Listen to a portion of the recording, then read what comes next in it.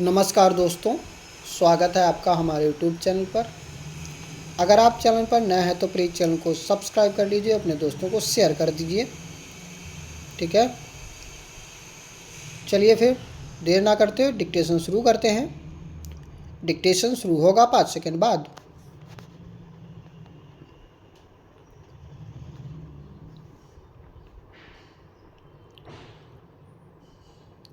Start. सभापति महोदय, जो लोग राजनीति में सक्रिय हैं और जो लोग राजनीति का अध्ययन, विश्लेषण तथा उस पर टिप्पणी करते हैं, उनमें आपसी संबंध वैसा ही है जैसा लेखक और उसके समीक्षक के बीच होता है। सभी लेखक ऐसे नहीं हैं जो समीक्षक से सामंजस्य को पसंद करते हों, लेकिन मैं आपको आश्वासन देती हूँ कि मुझे आज प्रातः यहाँ आकर और आप सबसे मिलकर, हालांकि यह मिलना कुछ दूर दूर से ही है, बहुत खुशी हुई है। हमारा देश इन दिनों एक रोमांचक स्थिति से होकर गुजर रहा है।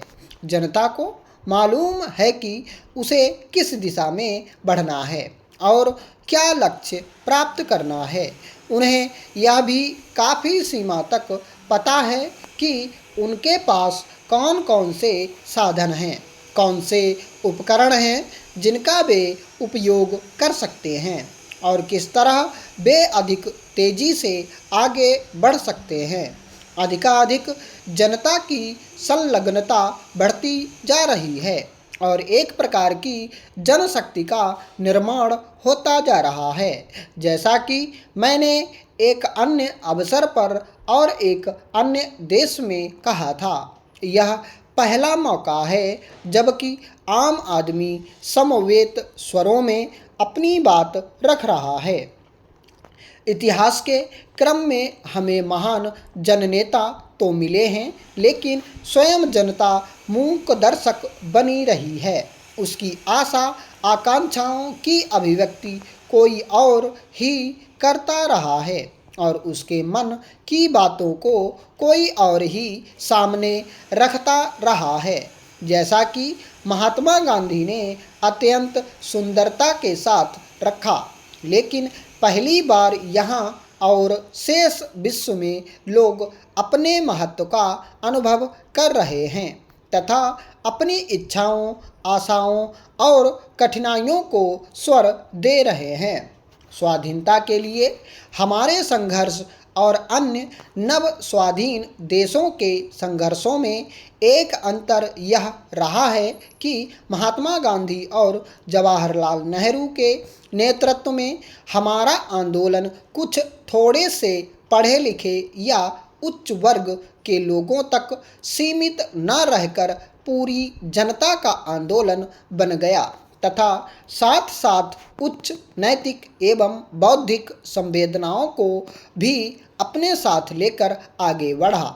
भारत, जो पहले ही से एक सांस्कृतिक इकाई था, एक स्वतंत्र राजनीतिक इकाई बन गया, लेकिन यह सिलसिला केवल स्वाधीनता प्राप्ति पर ही समाप्ति नहीं हो गया। हमने सदा ही अपनी स्वतंत्रता को, अपने प्रयासों को चरम परिणति न समझकर एक आरंभ माना है, जिसका उद्देश्य एक ऐसे समन्वित समाज को संवारना है जिसमें जाति, ऊंच नीच और विशेषाधिकार के पुराने वर्गीकरण न रहें और ऐसे नए सामाजिक दायित्व तथा रिश्ते जड़ पकड़ें जिनमें सभी लोग संबद्ध हों और जिनका लाभ सबको मिले।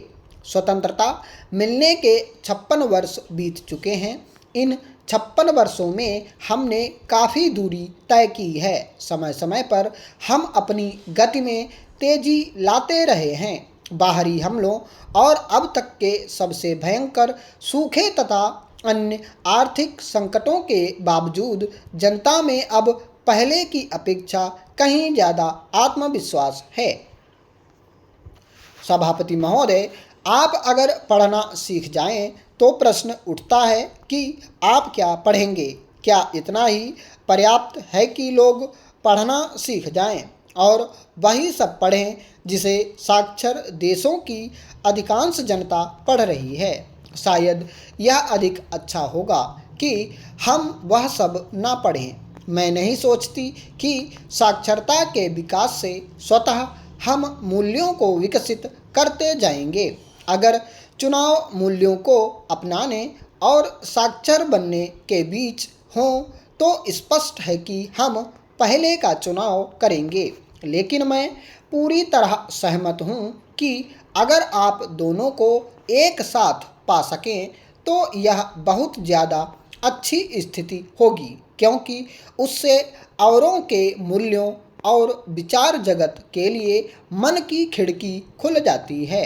हमें उससे अवसर मिलता है कि हम न केवल अतीत के सचित्र ज्ञान का परिचय प्राप्त कर सकें, बल्कि उस नई जानकारी को भी देख समझ सकें जो विश्व में तेजी के साथ बढ़ती जा रही है।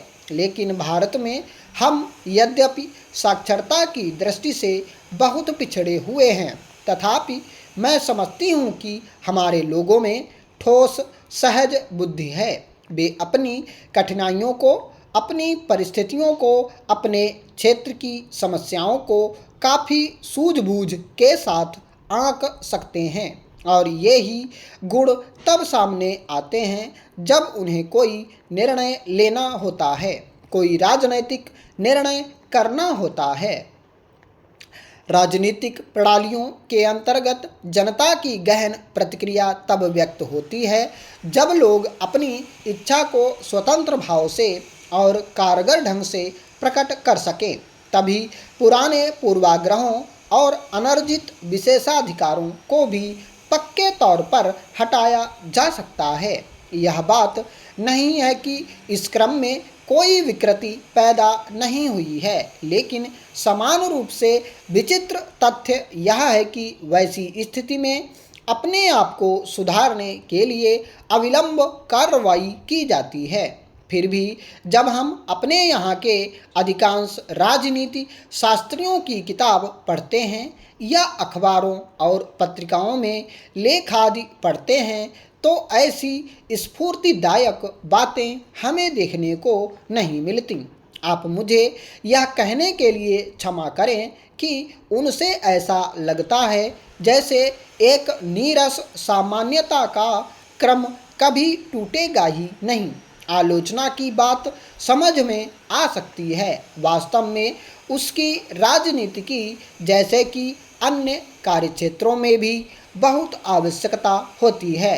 वैज्ञानिकों का यह कर्तव्य है कि वे हर बात की नाप तौल करें। राजनीतिक समीक्षक भी जो यूरोप या अमेरिका के वर्तमान इतिहास की आलोचना करने में कोई कसर नहीं उठा रखते, वे निष्पक्ष रूप से हर बात को रखते हैं, लेकिन साथ साथ वे संपूर्ण घटना चक्र के पीछे काम कर रहे तत्वों, शक्तियों और उनकी नाटकीय रोमांचकता का भी दिग्दर्शन करा देते हैं। मैंने प्रायः यह अनुभव किया है कि न केवल हमारे अखबार बल्कि विद्वान लोग भी किसी घटना चक्र को उसकी संपूर्णता में नहीं देख पाते।